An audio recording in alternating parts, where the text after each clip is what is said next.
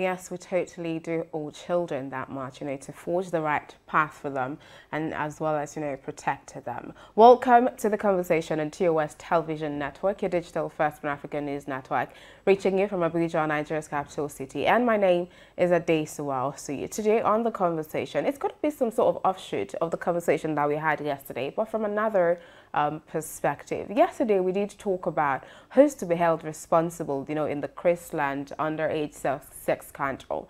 But today, we're going to be looking at it from the angle of violating child's protective rights. So people actually have a right, to batch underage children or, share footages of them on social media. And to join me in having that conversation is a gender and rights advocate via the telephone. She'll be joining me via the telephone. Her name is Cynthia Agbo. Good morning and welcome to the show.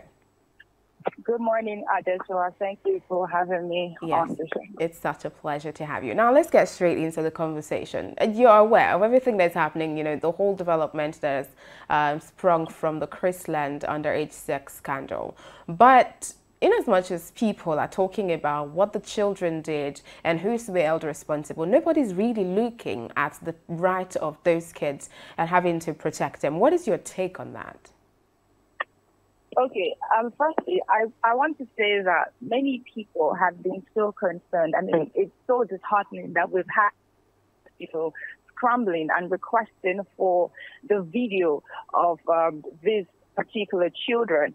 And like you said, nobody really considered the fact that this is a very odd thing to do. And if not for some legal implications, if not for some rights that you do not have, some persons would have wholeheartedly posted it on social media or on their timeline. I mean, some people had it on the timeline before they deleted it. And then there are actually some implications, because sometimes people will say, okay, what is child porn? This can be equated to child porn. It actually is. The only difference is that these kids did it themselves, and of course, it wasn't like some sort of trafficking or something. These kids did it themselves, and then these same kids were the one that shared it. Now, the case between the school and the family have actually gone to a whole different level, because the CCTV footage from Dubai and the rest is actually from the updated case. Report, the footage and everything is with the police, and the case has been on for about a month plus. It was just coming to light because of the fact that somebody talked about it on social media. So the footages and everything is with the police, and the family also had seen what really happened in that particular room, because there were people there taking care of them. The boys and the girls were in separate floors. So one person left the other person to go meet the other person. So this is not a case of, okay, you were forced to do this. But however it happened, we cannot take away the fact that these are minors. Exactly. Like, these people are not even up to 16 years. They're not even up to 18 years. Okay, so, and child pornography harms everyone who comes in contact with it. Now, the thing is that from the distribution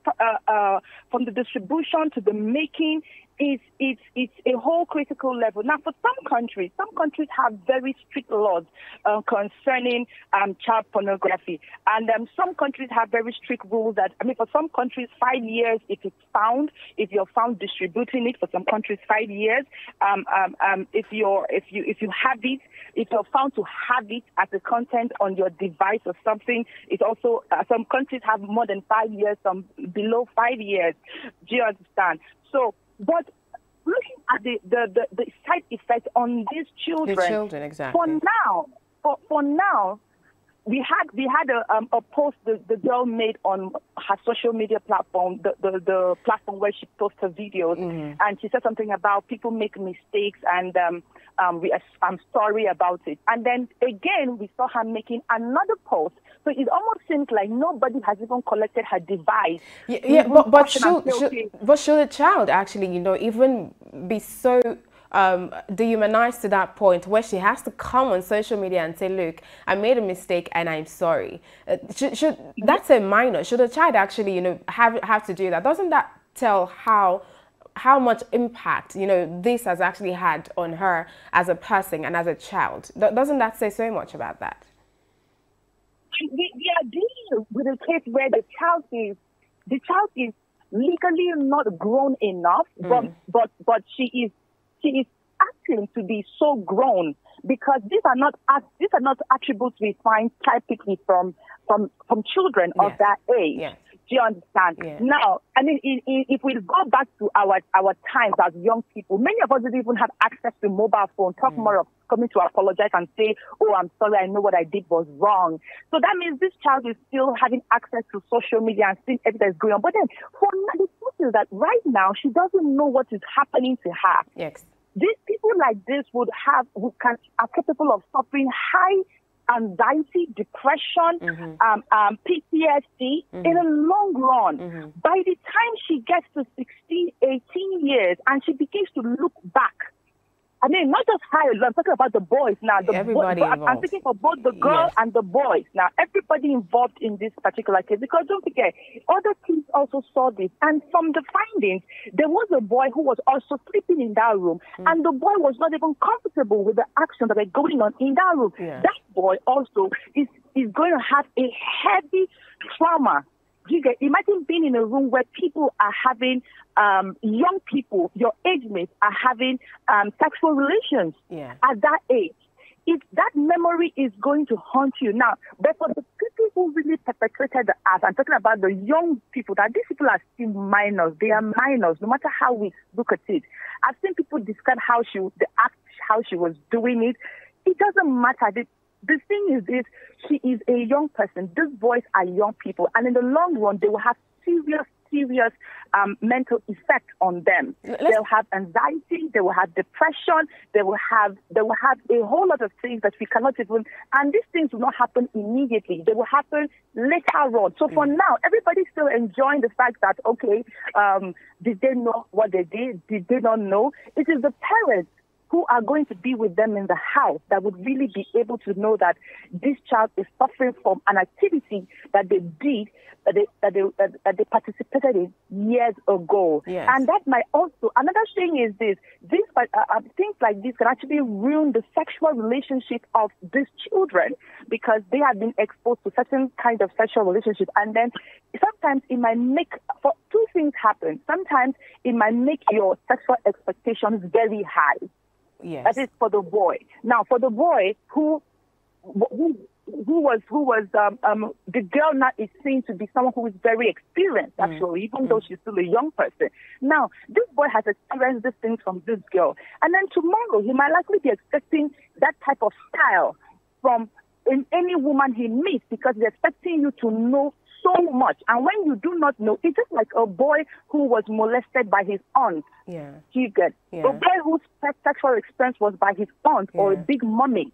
His sexual expectations become very high, and any woman who cannot fulfill that particular expectation is seen as too small for him. So we have a case of randy young men on our hands. But let's talk about, quickly before we wrap up, about adults who, it's easy to actually, blame children or blame people and say, why would you do something like that? But what does that speak to the morality of adults who are more comfortable, watching two kids basically have sexual relations, and so comfortable enough to watch and to share on the platforms? So what does that say about, adults in that light? For adults, it's quite disheartening that adults are actually wanting to see that particular video. Now, some adults say, oh, their excuse is the fact that they want to be able to analyze the situation very well. You really have no business trying to watch it to analyze the situation. The most important thing is that something happened, and that thing is disgusting. That thing is not good. You really didn't have to. Yeah, we know from the other side, okay, I thought it came up as a rape case. But then, looking at the video, it helps some people. I think that should have been left for the appropriate authority.